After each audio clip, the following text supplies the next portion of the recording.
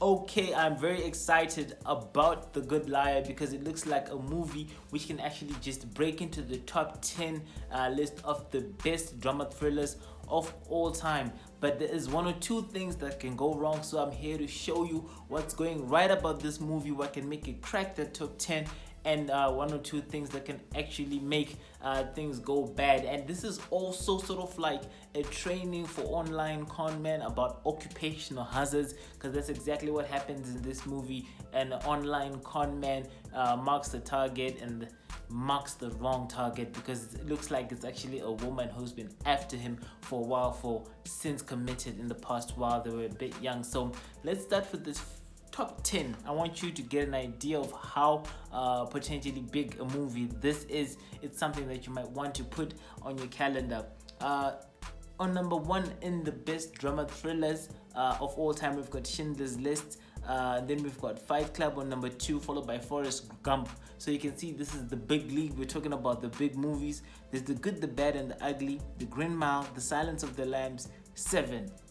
Seven was a good movie. I really like that one. Then you're looking at Gladiator, American History X, and The Prestige. I'm saying this movie can go way up into the top 5, because if you look at the plot, the way it unravels in the trailer, I'd actually put it at the level of Forrest Gump and Fight Club. Schindler's List, well, it's also got a good plot, but none of these I can say is untouchable by The Good Liar, because as you know, with most drama thrillers, the plot, it has some twists and turns and all that, but it's mostly about the execution, how you connect with your audience emotionally. That's where Schindler's List actually won it. That's where Forrest Gump actually won it. And The Good Liar, even though in a different way, has got the potential to actually have that intensity and that emotional connection with the audience. Okay, so let's start by also making some comparisons. This movie is being distributed by Warner Brothers. Warner Brothers, if you actually did not know, is not very big on drama thrillers, but when it does release something, it does well, like Gran Torino and Schindler's List. Now, looking at the plot of The Good Liar versus the top 3 best drama thrillers of all time. With The Good Liar, what basically happens is this seasoned conman actually finds himself starting to care for a woman that he had targeted, only to find out later, from what I've deduced from the trailer, that the woman was actually onto him before. It's someone he probably did something to long before, or someone who's connected to someone that he hurt long before, and before you know it, his target becomes his match, and there's a very good chance that he's going to lose that. Now, if you actually look at the trailer, you notice that there are a lot of things going on there besides just marking each other. This is actually a lesson for online conmen out there from Nigeria, Ghana, you're looking at Gabon, Kenya, and the likes. You just don't concentrate on the mark when it's a con. You can actually also find other creative ways of getting things going. It looks like McKelly, who plays the role of the conman or the good liar, is actually someone with a 360-degree view of the conman field. So it provides for a lot of avenues to create new plots and subplots, which is actually very interesting. It's not predictable. You might actually get lost in terms of trying to figure out what's going to happen. Now, you compare this to Schindler's List. Schindler's List is actually a bit more straightforward than The Good Liar, which is good for The Good Liar, since Schindler's List is rated as the best. Schindler's List probably got its rating from the way that it managed to connect with people emotionally. It was basically a story but an immigrant business person who built up a lot of wealth, and then during the German War, European War, something like that, used his found wealth to actually bribe authorities to ensure that his workers stayed safe. It's pretty straightforward. So I'd say plot-wise, The Good Liar seems to have a more interesting plot, even though Schindler's List was very great in terms of its execution.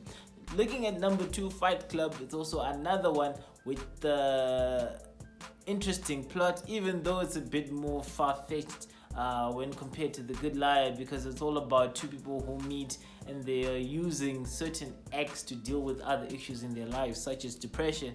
It's Brad Pitt and the narrator, who's unnamed, who start a fight club because they're finding a way of fighting depression. Then they actually find out that Tyler is fighting consumerism and whatnot. A bit far-fetched, but it was well executed and it's realistic. But I think The Good Liar also beats Fight Club in terms of it being realistic in its approach. I mean, online Conmen, I think out there, I might be talking to a few people who might be getting touched right now because you lost some money to some lover from, you know, a third world country like in Africa. You know, that's how they do.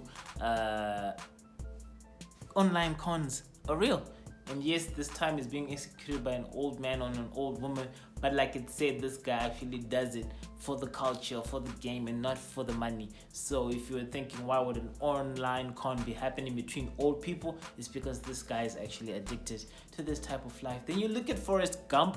I think Forrest Gump also, its plot, while it's got twists and turns and is very interesting, is also a bit far-fetched. I mean, how many presidents did Forrest Gump actually manage to meet for doing all the crazy stuff that he was doing? But Forrest Gump, for anything, its execution was marvelous. So if The Good Liar is going to have to penetrate this top 3, execution is also going to have to be very great. And I'll say that Mike Kelly, who plays Magneto in the X-Men series, did a very good job. He's going to deliver a very intense and real and believable performance. So is Mirren, who plays the Target. And who's this other guy? I'll check his other name later. 3 of the top characters play their parts very well, and this makes it look good for The Good Liar in terms of actually challenging for that top 10.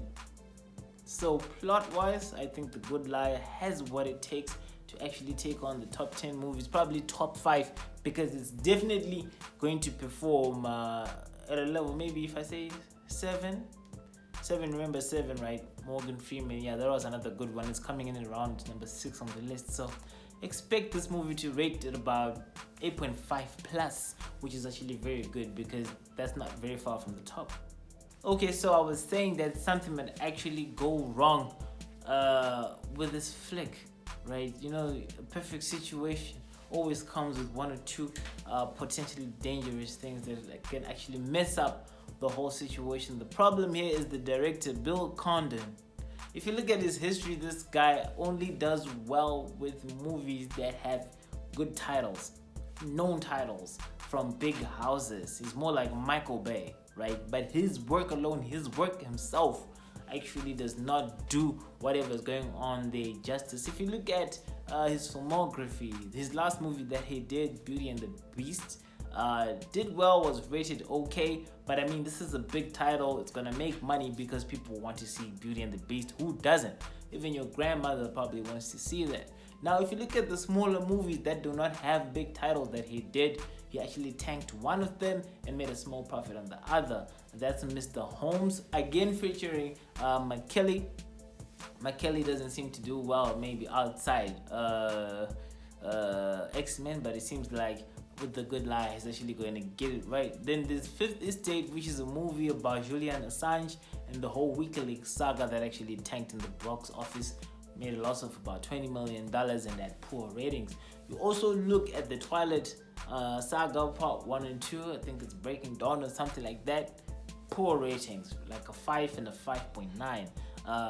The Twilight Saga was also popular probably because the girls love it, you know, the kids love it, but from a directorial point of view, this guy is not very good, and there's a big chance that if he does not get things right here, he will tank it. But from the trailer, it looks like he might have gotten away with it, so this might actually be his first no-name movie that he actually does well on. So this is the potential problem. Bill Condon, why they actually brought him on is because he's an American producer who is very skilled, or who's very experienced rather, with dealing with English movies, right? This is actually an English movie, The Good Liar. I know a lot of the trailers coming out these days, English movies, they're really trying to make inroads into Hollywood and like all that. Kudos to them. So Condon is an American director who works a lot with English actors in English movies. I think his CV is the one that brought him here, but they should have been a bit more careful with that. But like I said, with the trailer, it's looking good, but anything might go wrong. And if something goes wrong, know that it's Bill Condon. So find him and give him a talking to.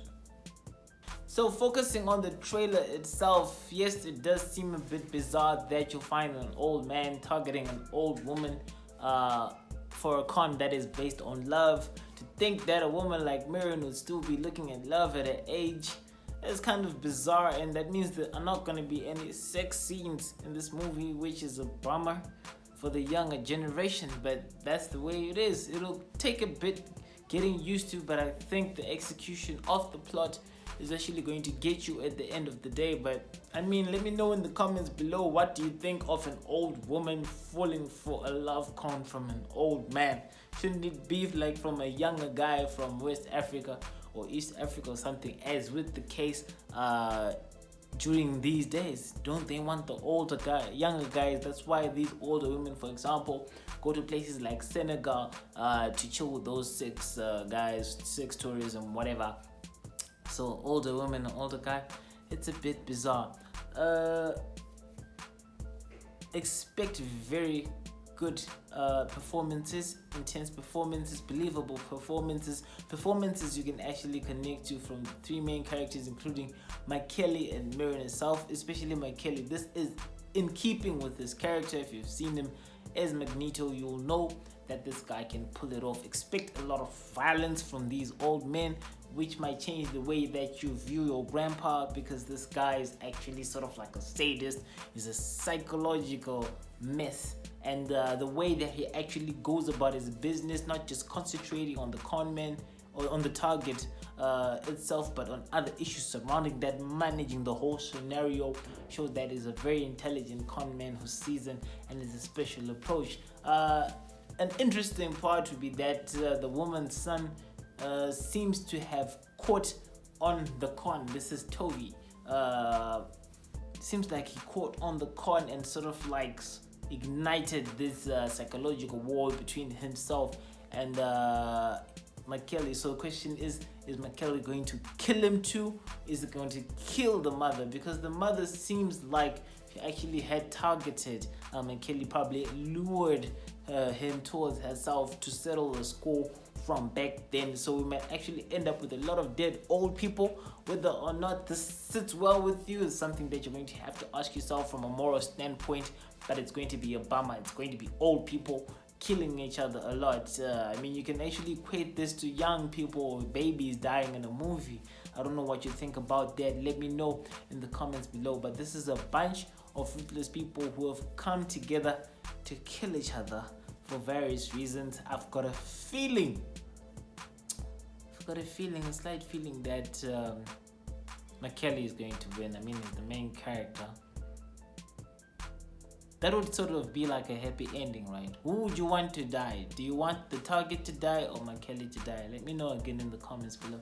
I'm a bit split between that, but I think I want Michaeli to win this, because even though the Mirren is a target, she looks pretty evil the way that she actually portrayed the movie. I mean, she brought this on to herself anyway at the end of the day. But prepare for an exhilarating, intense experience, and I'm looking forward to watching this movie. I mean, not a lot of things impress me, that's why I'm the critique, but this thing is something that I'm looking forward to watching. Whether it becomes an anticlimax is something else. I mean, we have been in anticlimactic situations before, if you know what I mean. You look forward to something and it doesn't happen. So genre rating, I'm gonna give it an 8 out of 10 for a drama thriller. I think there's gonna be a lot of drama. I think it's going to be thrilling, but it will owe a lot of its success or failure to the execution of the plot, because even though there are a few twists and turns, there's not really much that has been done outside the normal for this genre.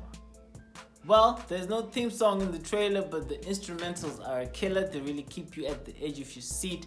They really are in keeping with what's going on in that movie, trying to thrill you and make you feel, I don't know, throughout the whole flick. So my verdict for this is watch this at home. Get yourself a nice original copy. I don't think it's something you want to watch in the movie house, because a lot of thinking might have to be done at various stages. You might have to rewind, and you know in the movie house they don't do that, even if you bribe them or whatever.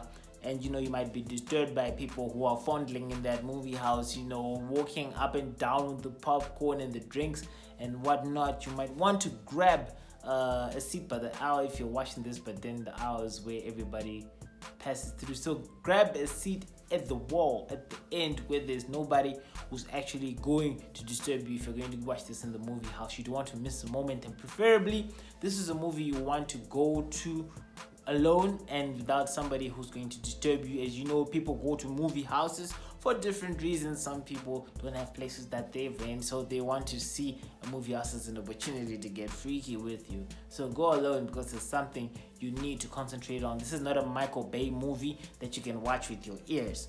Okay, so get a copy, watch it at home. You probably need to watch it once or twice before you get it. Let me know what you think about this movie. Are you looking forward to it? Do you think I'm on point with my analysis? If you've got a different viewpoint, let me know. Anything that you think I missed, let me know. And last but not least, subscribe to the channel, click the notification bell, share the video. I'm going to keep working hard for you to entertain you with these trailer reviews and everything else that requires my opinion, which is basically everything on earth. Cheers.